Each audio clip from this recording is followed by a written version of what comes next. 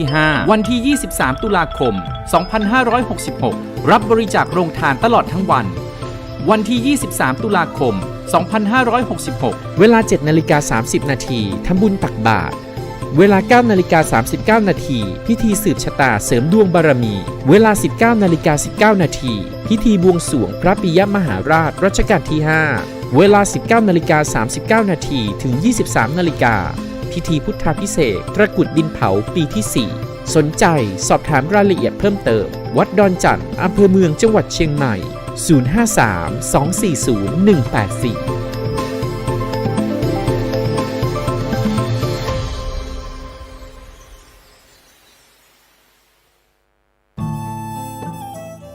054-184 ท่านกำลังติดตามรับฟังสถานีวิทยุกระจายเสียงพระพุทธศาสนาแห่งชาติและสังคมคลื่นเพื่อการศึกษาพระพุทธศาสนาและวัฒนธรรมระบบ FM 104.5 เมกะเฮิรตซ์รายการต่อไปเป็นรายการคดีโลกคดีธรรมเป็นศาสนาสำหรับชาติเราศาสนาในสมัยนี้เป็นของที่แยกจากชาติไม่ได้เป็นความจำเป็นที่เราทั้งหลายผู้เป็นไทยจะต้องมั่นคงอยู่ในศาสนาพระพุทธซึ่งเป็นศาสนาสำหรับชาติเราพระพุทธศาสนาก็ดีหรือศาสนาใดก็ดีที่ตั้งมั่นอยู่ได้ก็ด้วยความมั่นคงของผู้เลื่อมใสตั้งใจที่จะรักษาและข้าพเจ้าพูดทั้งนี้ก็เพื่อชักชวนท่านทั้งหลายอย่างเป็นเพื่อนไทยและเพื่อนพุทธศาสนิกชนด้วยกันทั้งนั้นเพื่อความมั่นคงแห่งพระพุทธศาสนาข้าพเจ้ารู้สึกว่าได้ทำหน้าที่สมควรแก่อุปถัมภ์พระพุทธศาสนาเราจะตั้งใจรักษาศาสนาของเราด้วยชีวิตและถ้าท่านตั้งใจจะช่วยข้าพเจ้าในกิจอันใหญ่นี้แล้ว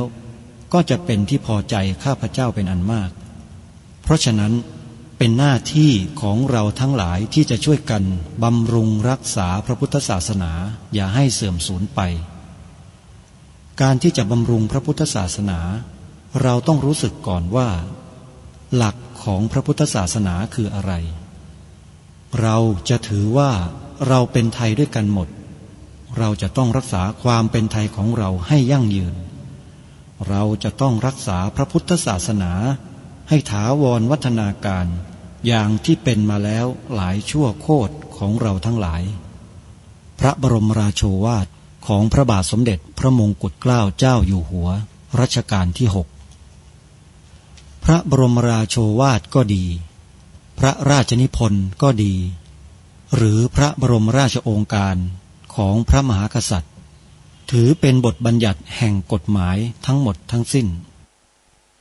การบัญญัติให้พระพุทธศาสนาเป็นศาสนาประจำชาติไทยไว้ในรัฐธรรมนูญ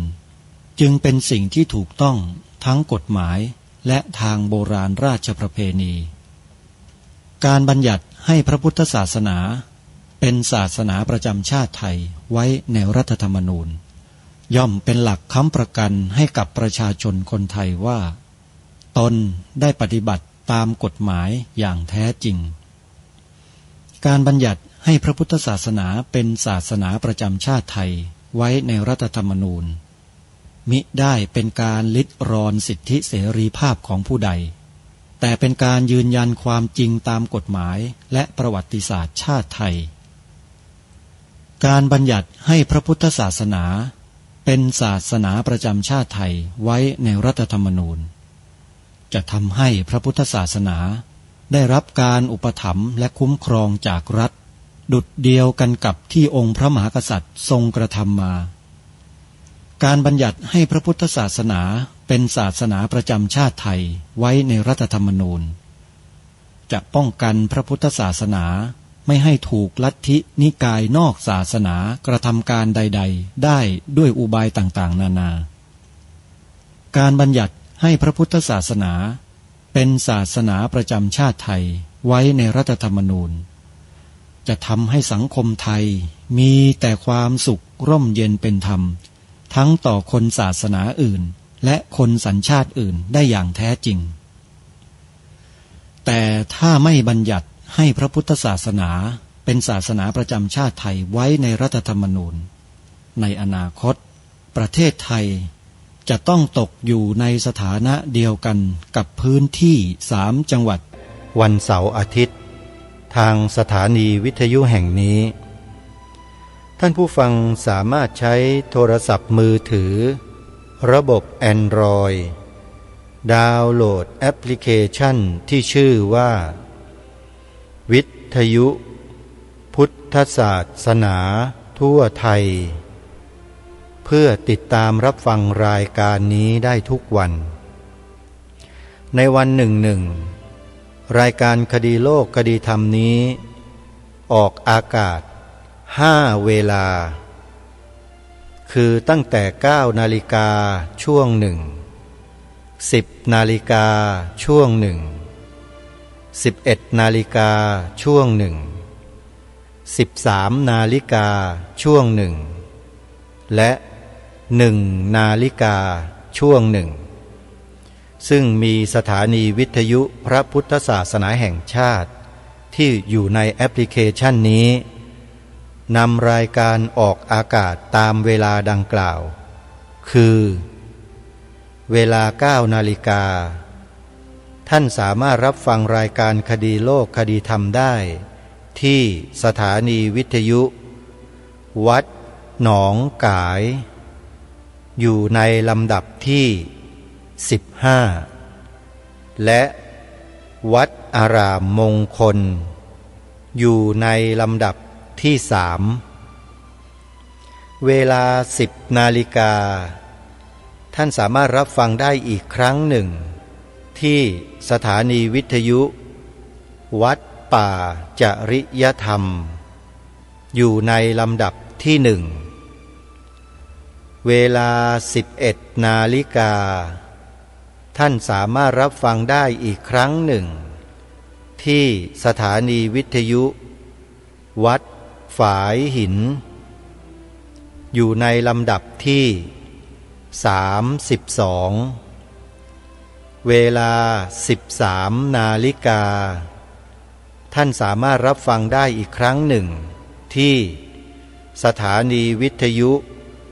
วัดบ้านปลาคูนและเวลา1 นาฬิกาหรือตี 1ท่านสามารถรับฟังได้อีกครั้งหนึ่งที่สถานีวิทยุวัดฝายหินสถานีวิทยุวัดบ้านปลาคูนที่ออกอากาศตอนเวลาบ่ายโมงหรือ13 นาฬิกาที่แจ้งบอกเมื่อสักครู่นี้อยู่ในลำดับที่31หรือ31อยู่ติดกับวัดฝายหินนี่คือสถานีวิทยุต่างๆที่นำรายการคดีโลกคดีธรรมออกอากาศผ่านแอปพลิเคชันที่ชื่อว่าวิทยุพุทธศาสนาทั่วไทยหลังจากออกพรรษาในทุกๆปีเป็นประเพณีของคนไทยเราทั้งแผ่นดินศาสนามากท่านต้องการให้ชาวพุทธเราได้รู้พระพุทธศาสนาว่ามีอะไรดีแล้วเราจะสร้างสิ่งเหล่านี้ให้เกิดขึ้นแก่ชีวิตของเราได้อย่างไรวัดนี้คอยแนะนำพร่ำสอนพวกเราตลอด24 ชั่วโมงผ่านสถานีวิทยุพระพุทธศาสนาแห่งชาติประจำจังหวัดเลยและเครือข่ายอีกกว่า30 สถานีทั่วไทยเพราะฉะนั้นวัดนี้จึงเป็นวัดที่ที่ทางรายการขอแนะนำให้เราร่วมเป็นเจ้าภาพวัดป่าจริยธรรมปีนี้จะจัดทอดกฐินในวันที่30-31 ตุลาคมเป็นการทอดกฐินกันในช่วงแรกเลยหลังออกพรรษาท่านสามารถโทรศัพท์สอบถามรายละเอียดเพิ่มเติมได้ที่วัดป่าจริยธรรม ว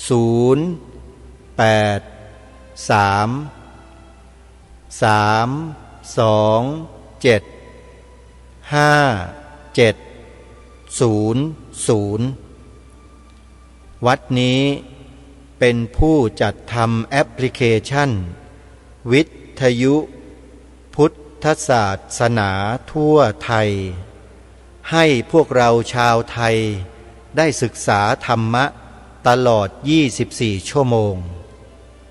โดยไม่คิดมูลค่าใดๆทั้งสิ้น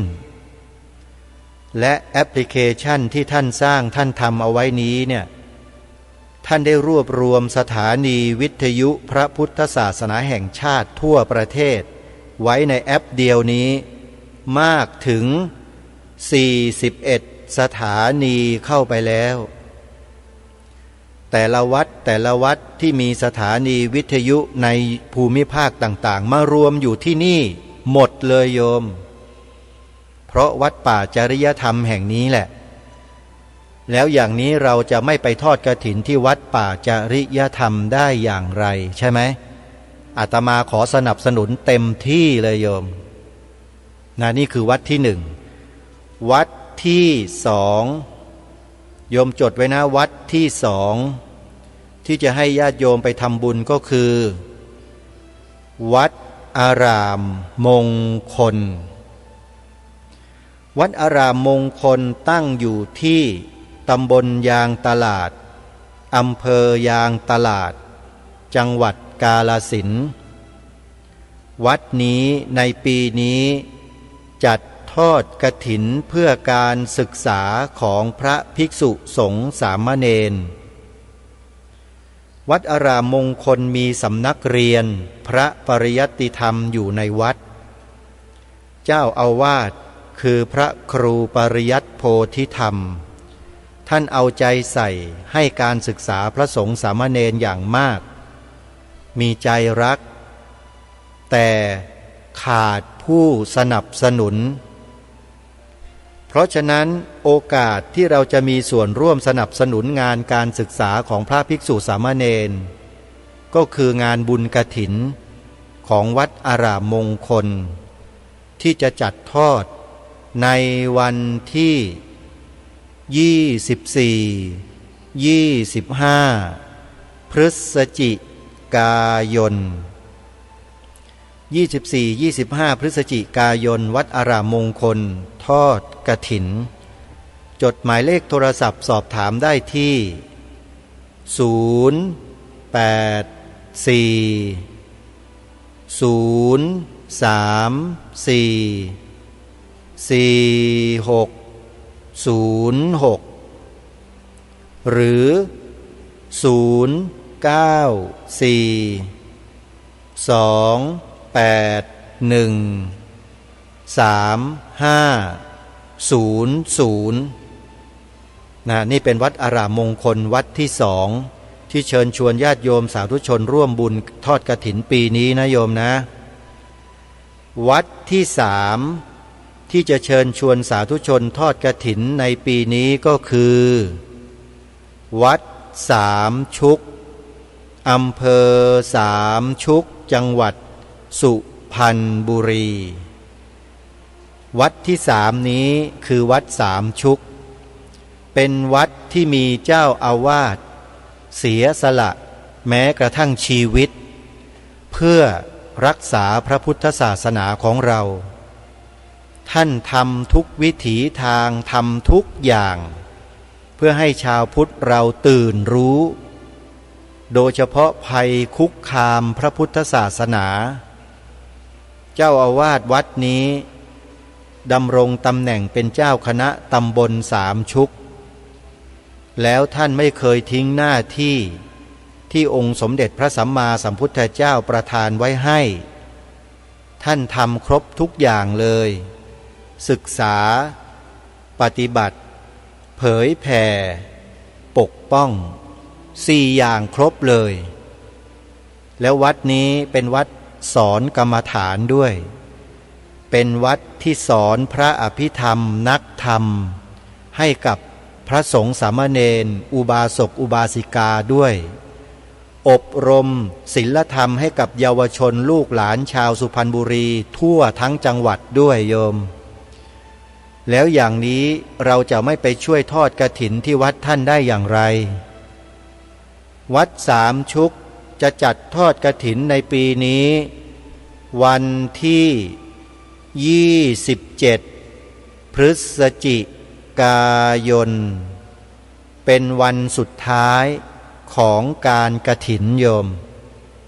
27พฤศจิกายนโยมไปสักวันที่26แล้วไปค้างแรมที่วัดนอนอยู่ในศาลาหลังใหม่สะอาดสะอ้านสวยงามเย็นสบายเลยโยมนะไปก่อนเลยไป26แล้วก็ไปดูกิจกรรมที่ท่านจะจัดจะทำกันในช่วงค่ำอาตมาภาพก็อยู่ที่นั่นแหละโยมไปทำหน้าที่อยู่ที่นั่นยังไงก็ขอเชิญชวนนะญาติโยมพี่น้องชาวสุพรรณบุรีของเราบอกญาติพี่น้องเพื่อนมิตรสหายญาติธรรมไปรวมกันเยอะๆที่วัดสามชุกอำเภอสามชุกจังหวัดสุพรรณบุรีโทรศัพท์นะจดหมายเลขโทรศัพท์ไว้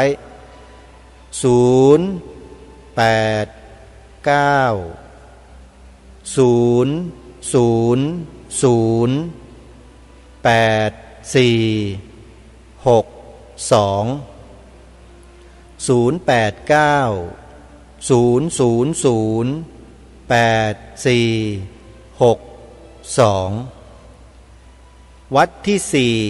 ที่ทางรายการขอแนะนำให้ญาติโยมสาธุชนร่วมเป็นเจ้าภาพทอดกฐินปีนี้คือวัดหนองกายวัดหนองกายตั้งอยู่ที่ตำบลสันป่ายางอำเภอแม่แตงจังหวัดเชียงใหม่วัดนี้เจ้าอาวาสวัดเป็นพระที่มีความหนักแน่นมั่นคงอย่างมากท่านมีการพัฒนารูปแบบวิธีการในการเผยแผ่พระพุทธศาสนาหลายรูปแบบแล้วท่านก็ยังทำประโยชน์เพื่อสังคมเพื่อส่วนรวมมากมายหลายรายการบอกในที่นี้ไม่หมดแน่โยมช่วยโรงพยาบาลช่วยคนยากจนช่วยคนป่วยช่วยสารพัดช่วยเลยแล้วที่สำคัญประการหนึ่งก็คือวัดนี้อนุเคราะห์พระสงฆ์ที่มาอยู่ปริวาสกรรมตลอดทั้งปีอีกด้วยพระสงฆ์รูปใดที่ต้องอาบัติสังฆาทิเศษจะโดยรู้หรือไม่รู้เจตนาหรือไม่เจตนาก็แล้วแต่วัดหนองกายแห่งนี้อนุเคราะห์พระสงฆ์เหล่านั้นให้มาออกกรรมภาษาพระเขาเรียกว่ามาออกกรรมกันที่นี่มาชำระศีลกันที่นี่โดยการอยู่ปริวาสกรรมญาติโยมท่านเมตตาอนุเคราะห์พระเราทั่วประเทศแบบนี้แล้วโยมจะไม่ช่วยท่านได้ยังไงล่ะใช่ไหมเพราะฉะนั้นเมื่อถึงเวลาทอดกฐินแล้วโยมวัดหนองกายจะจัดทอดกฐินปีนี้นะแล้วก็อีกส่วนหนึ่งก็คือสำคัญเลยไม่ได้พูดก็คือเรื่องของอุโบสถที่สร้างขึ้นใหม่เป็นรูปทรงเจดีย์พุทธคยาสวยงามมากวัดหนองกายนั้นแปลว่ามีศรัทธาต่อพระพุทธเจ้าเหลือเกินเจ้าอาวาสจึงสร้างโบสถ์รูปทรงเจดีย์พุทธคยาขึ้นมาไม่ธรรมดานะพระที่สร้างโบสถ์ทรงเจดีย์พุทธคยาเนี่ยแปลว่ามีศรัทธาลึกมากต่อพระสัมมาสัมพุทธเจ้าโยมเพราะฉะนั้นวันที่จะทอดกฐินวัดหนองกายนะโยมตรงกับวันเสาร์ที่4พฤศจิกายน4พฤศจิกายนวัดหนองกายทอดกฐินตอนบ่าย2 โมงขอเรียนเชิญเจริญพรญาติโยมจดหมายเลขโทรศัพท์วัดหนองกายไว้นะโทรสอบถามท่านจะร่วมบุญอย่างไร062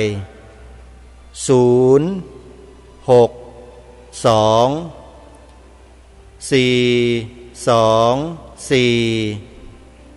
9659หรือ082 888 8 3 7 8 9 3 6 4 2 หมายเลขนี่คือวัดหนองกาย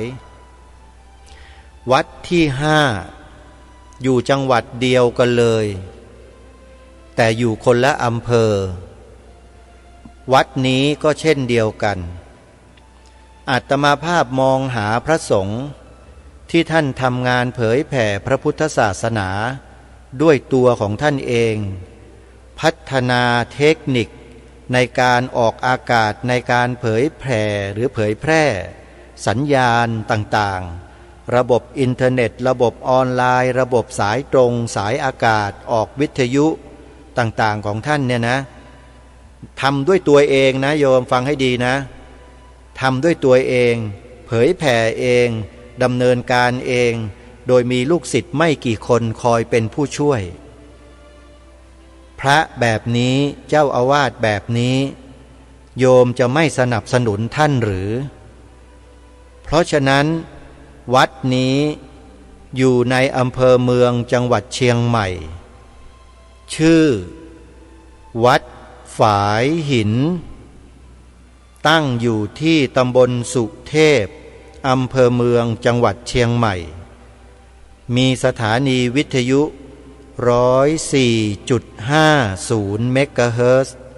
ออกอากาศตลอด24 ชั่วโมงมีการเผยแผ่พระพุทธศาสนาให้วัดวาอารามต่างๆในจังหวัดเชียงใหม่หลายวัดโดยไม่คิดมูลค่าใดๆทั้งสิ้นหนึ่งในนั้นก็คือรายการคดีโลกคดีธรรมออกอากาศทุกวันเวลา 11 นาฬิกายกเว้นวันเสาร์ออกเวลา 9 นาฬิกาโยมวัดนี้จะจัดทอดกฐินวันไหนอย่างไรนั้นยังไม่ได้กำหนดหรือกำหนดแล้วอาตมาภาพก็ไม่ได้ติดตามข้อมูลต้องขออภัยด้วย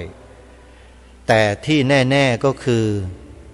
ญาติโยมจดหมายเลขโทรศัพท์ของวัดฝายหินไว้ก่อน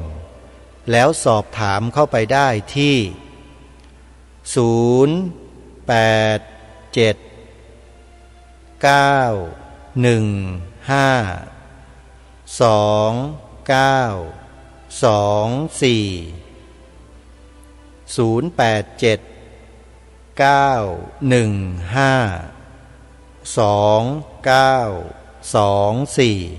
วัดฝายหินนะโยมนะอนุโมทนาบุญวัดที่6แล้วนะที่จะเชิญชวนญาติโยมเป็นเจ้าภาพทอดกฐินวัดนี้จริงๆแล้ววัดนี้เนี่ยทำอะไรที่ทำให้รายการคดีโลกคดีธรรมเนี่ยปราบปลื้มยินดีมาตั้งแต่เริ่มต้นอาตมะไปร่วมงานทอดผ้าป่าสามัคคีสถานีวิทยุของวัดนี้ครั้งแรก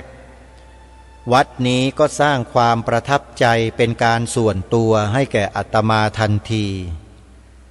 โดยญาติโยมอุบาสกอุบาสิกาผู้เป็นวิทยากรคณะวิทยากรที่จัดรายการอยู่ที่สถานีวิทยุวัดบ้านปลาคูนเนี่ย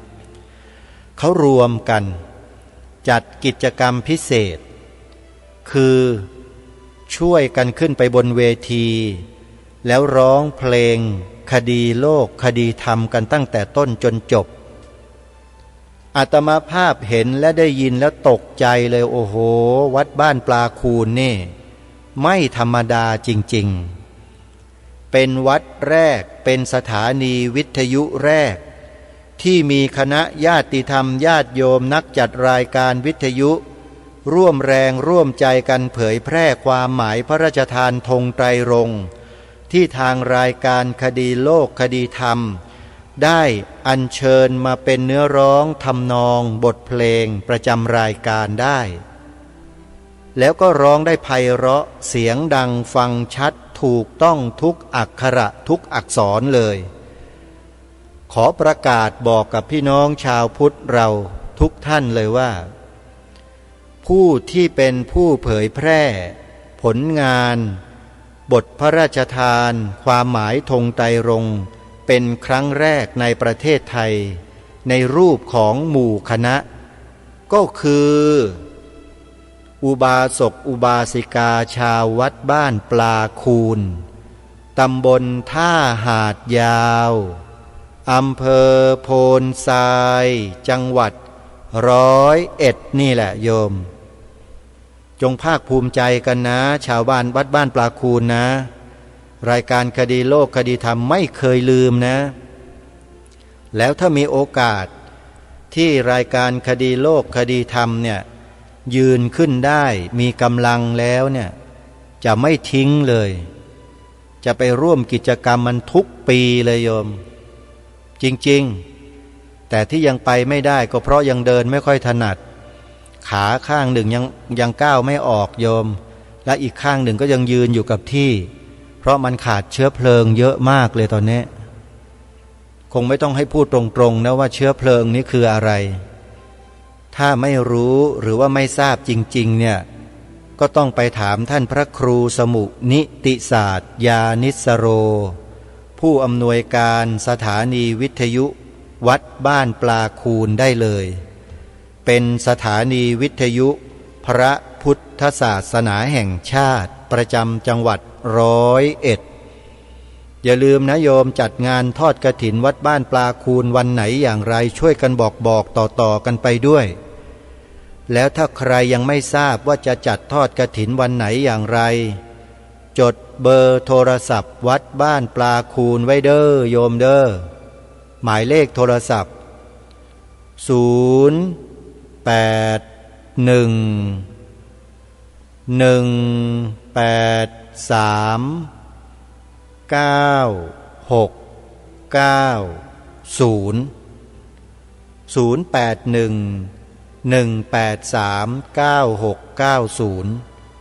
ัดบ้านปลาคูนส่วนอีกวัดหนึ่งวัดที่7ที่รายการคดีโลกคดีธรรมแนะนำมานานแล้วแต่ทางวัดตอนนี้ไม่ได้ออกรายการคดีโลกคดีธรรมแล้วโยมเนื่องจากว่าทางเจ้าอาวาสไม่มีลูกศิษย์คอยนำเอารายการมาออกอากาศให้จนป่านนี้ก็ยังไม่มีลูกศิษย์ทำให้แต่รายการคดีโลกคดีธรรมก็ยังประกาศให้นะนั่นก็คือวัดศรีอุดมวงศ์อยู่ที่ตำบลศรีสงครามอำเภอวังสะพุงจังหวัดเลยเคยออกรายการคดีโลกคดีธรรมทุกวันพอเด็กๆเจ้าหน้าที่ดูแลสถานีวิทยุลาออกรายการคดีโลกคดีธรรมก็เลยถูกลาออกไปด้วยตามเด็กคนนั้นไปด้วยเลยจนป่านนี้ก็ยังไม่กลับมาเลยโยมน่าเสียดายเนอะแต่ไม่เป็นไรอาจารย์พระครูดมวรานุวัตรก็พยายามศึกษาเรียนรู้อยู่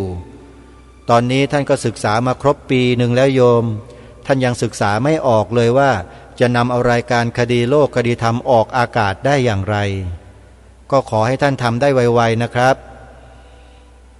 สำหรับวัดศรีอุดมวงศ์นั้นจัดทอดกฐินปีนี้ก็สมทบทุนสร้างอุโบสถที่ยังไม่แล้วเสร็จเหมือนกันโยมอุโบสถทองคำมีอยู่ที่เดียวในประเทศไทยและในโลกโยมไม่เชื่อโยมไปดูได้นะอุโบสถทองคำสีทองทั้งหลังเลย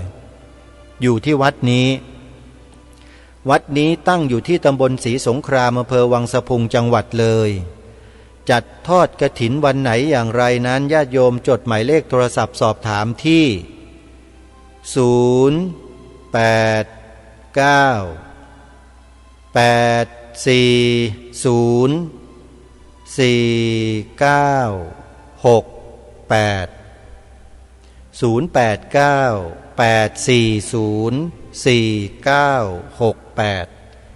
อนุโมทนาบุญกับสาธุชนทุกท่านที่ร่วมด้วยช่วยกันส่งเสริมสนับสนุนครูบาอาจารย์พระภิกษุสงฆ์ของเราที่ทำงานเพื่อพระพุทธศาสนาอย่างแท้จริง ท่านเหล่านี้ทำงานอยู่ในพื้นที่อยู่กับสังคมอยู่กับผู้คนอยู่กับประชาชนเผชิญอะไรต่อมิอะไรด้วยตัวท่านเองโดยที่ไม่มีใครมาซัพพอร์ตท่านมาคอยป้องกันคอยสนับสนุนท่านท่านทำเพราะแรงศรัทธาของท่านหนึ่งแรงศรัทธาของประชาชนหนึ่งไม่มีเจ้าคณะพระสังฆาธิการระดับไหนระดับใดทั้งนั้นที่จะมาซัพพอร์ตมาช่วยมาอะไรท่านในเชิงของงบประมาณไม่มีเลยพระสงฆ์เหล่านี้ทำด้วยงบประมาณคือศรัทธาของประชาชนในพื้นที่และในบางพื้นที่ที่มีความศรัทธาเท่านั้นโยมเหมือนอย่างอาตมาภาพเนี่ยวันนี้ขอพูดสักนิดเถอะรายการวันนี้นะก่อนจะหมดเวลาเนี่ยญาติโยมทราบหรือไม่ว่าอาตมะเนี่ยไม่มีรายได้จากกิจนิมนต์ไม่มีรายได้จากการเทศน์ไม่มีรายได้จากการออกอากาศไม่มีรายได้จากอะไรเลยทั้งสิ้นมีแต่ญาติโยมปวารณาถ้าอาตมาภาพไม่โทรศัพท์เข้าไปขอโยมก็เฉยๆกันโยมเขาก็ไม่ได้ถวายและอาตมาภาพเองก็ไม่ใช่เป็นพระที่ชอบขอโยมด้วยเป็นคนที่หัวแข็งหัวดื้ออะไรที่จะไปเบียดเบียนรบกวนญาติโยมเนี่ยไม่ทำหมายถึงญาติโยมที่ปวารณานะญาติโยมที่ปวารณาเนี่ยเรามีสิทธิ์ที่จะขอโยมเท่าไหร่ก็ได้100,000 500,000 ล้านหนึ่งเนี่ยเราขอได้เลยโยมแต่พระครูประหลัดนรงฤทธิ์รูปนี้ไม่ทำเช่นนั้นเด็ดขาดมีโยมปวารณาไว้ไม่น้อยนะแต่ไม่ขอให้โยมพิจารณาเองให้โยมตัดสินใจด้วยตัวเองให้ดูเอาเองแต่วันนี้เนี่ยมันเข้าข่ายวิกฤตแม้แต่อาตมาภาพจะเติมน้ำมันรถออกไปสวนป่าสามัคคีธรรมก็ไปไม่ได้แล้วตอนนี้เงินพันเนี่ยมันไม่มีแล้วนะโยมบอกตรงๆนะก็เลยอยู่กับที่แล้วก็ทำหน้าที่อยู่อย่างนี้เรื่อยไปแต่เมื่อถึงเหตุที่จำเป็นวันนี้อาตมาภาพจะไม่บอกโยมที่ปวารณาไว้นะแต่จะบอกญาติโยมที่ฟังรายการคดีโลกคดีธรรมนี่แหละว่าตอนนี้อาตมาภาพในนามสวนป่าสามัคคีธรรมนะโยมไม่ใช่รายการคดีโลกคดีธรรมนะ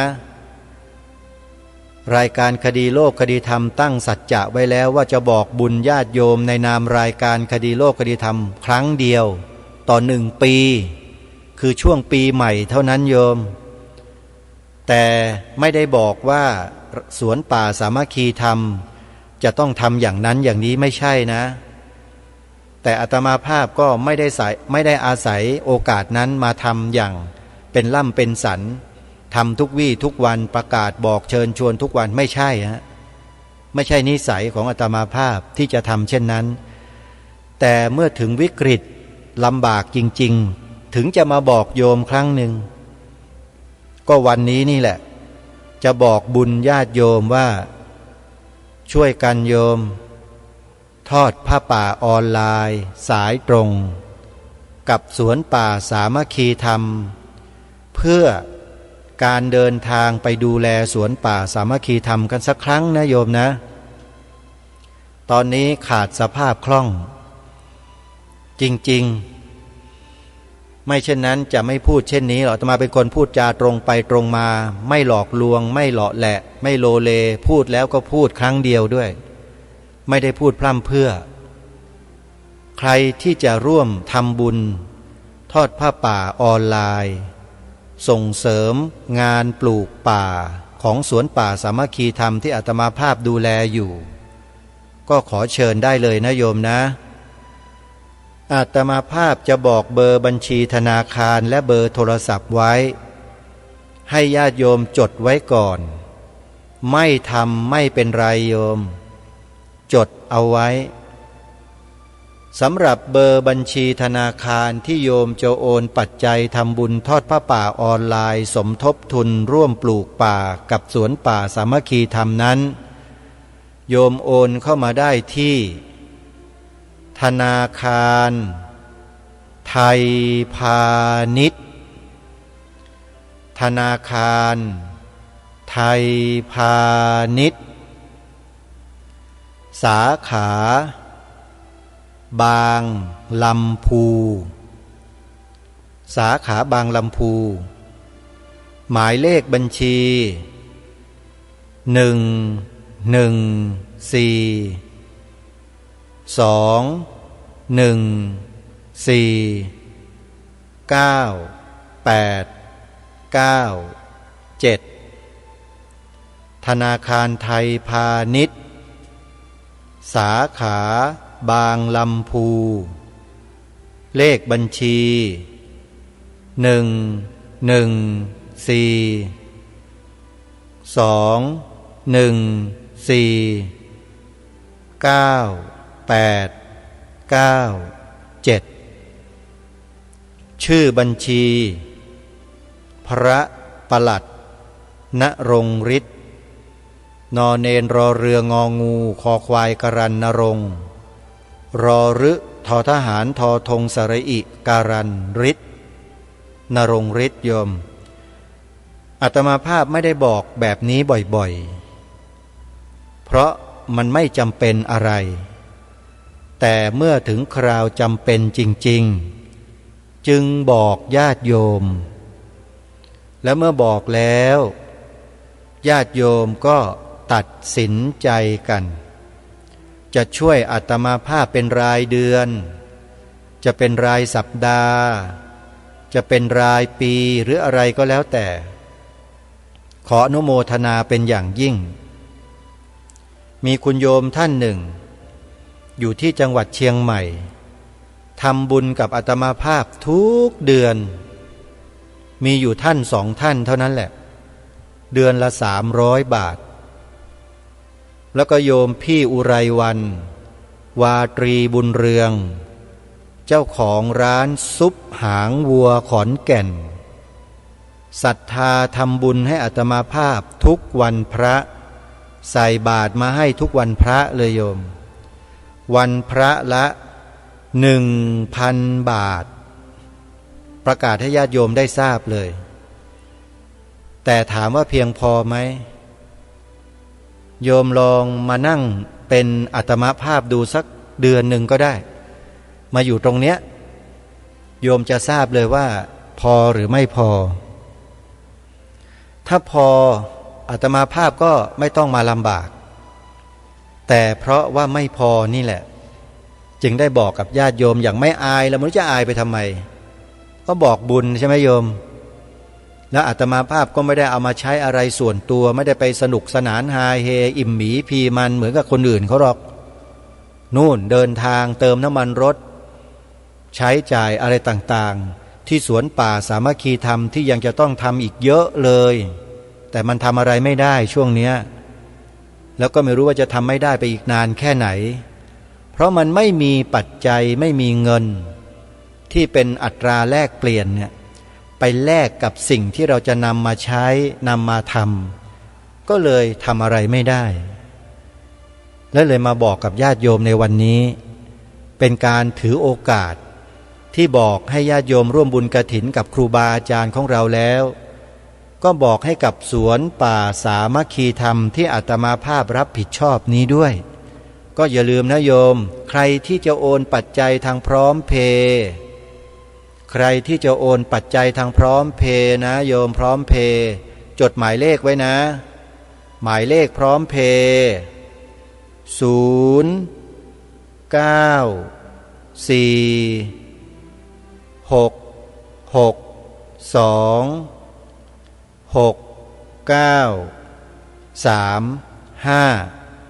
เป็นเบอร์โทรศัพท์ด้วยเป็นเบอร์พร้อมเพย์ด้วยญาติโยมหลายท่านโอนทางพร้อมเพย์กันเป็นจดหมายเลขพร้อมเพย์ซึ่งเป็นหมายเลขโทรศัพท์ด้วยนะหมายเลข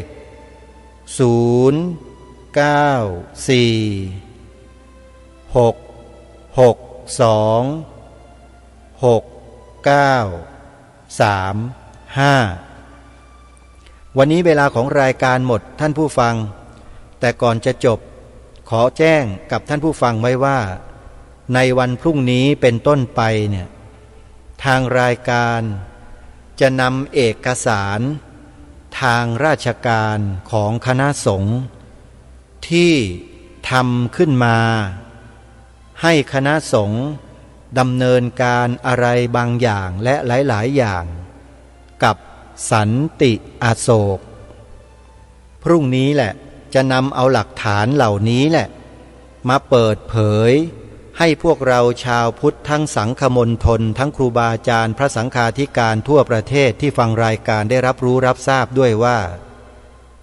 การที่ทางรายการคดีโลกคดีธรรมนำเรื่องราวกรณีสันติอโศกมาเผยแพร่ในช่วงนี้เนี่ยมีที่มาที่ไปอย่างไรเอกสารทางราชการของคณะสงฆ์ที่เป็นมติมหาเถรสมาคมก็ดีที่เป็นมติของคณะการกะสงฆ์ก็ดีที่เป็นแถลงการของคณะการกะสงฆ์ในสมัยนั้นก็ดี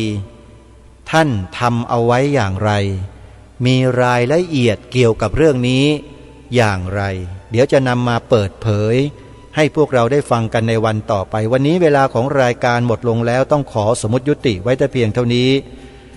พบกับรายการได้ใหม่ในวันต่อไปขอความสุขสวัสดีในธรรมแห่งองค์สมเด็จพระสัมมาสัมพุทธเจ้าจงปรากฏเกิดมีขึ้นในจิตใจของท่านผู้ฟังทุกท่านทุกคนเทินขอเจริญพรกล้าคิดก็ต้องกล้าทำอย่ากลัวถ้าทำความดี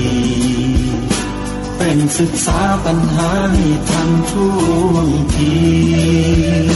เมืองไทยจะพัฒนากว่านี้รายการดีๆคดีโลกคดีธรรมขอร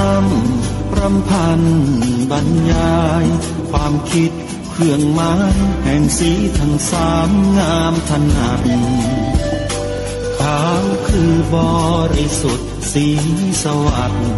หมายพระไตรรัตน์และธรรมะคุมจิตไทยแดงคือโลหิตเราใสซึ่งยอมสละได้เพื่อรักษาชาติศาสนาน้ำเงินคือสีโสภาอันจอมประชาพระโปรดเป็นของส่วนองค์จับริ้วเข้าเป็นไตรรงค์จึงเป็นสีธงที่รักแห่งเราชาวไทยทหารอวตารนำไปยงยุทธวิชัยวิชิตก็ชูเกียรติสยามประเทศไทยที่เจริญมั่นคงมาได้จนถึงทุกวันนี้มิได้เกิดขึ้นจากความหวาดกลัวอย่างคลาดเขลาแต่บรรพบุรุษไทยของเราทุกยุคทุกสมัยล้วนแต่มีความกล้าหาญและชาญฉลาดปกป้องเอกราชสร้างชาติให้เกิดความมั่นคงโดยมีธงแห่งพระไตรรัตน์เป็นเครื่องนำชัยจึงเป็นที่มาที่ไปของรายการคดีโลกคดีธรรมกล้าคิดก็ต้องกล้าทำอย่ากลัวถ้าทำความดีเป็นศึกษาปัญหาให้ทันท่วงทีเมืองไทยจะพัฒนากว่านี้ รายการดีๆคดีโลกคดีธรรมรายการดีๆคดีโลกคดีธรรม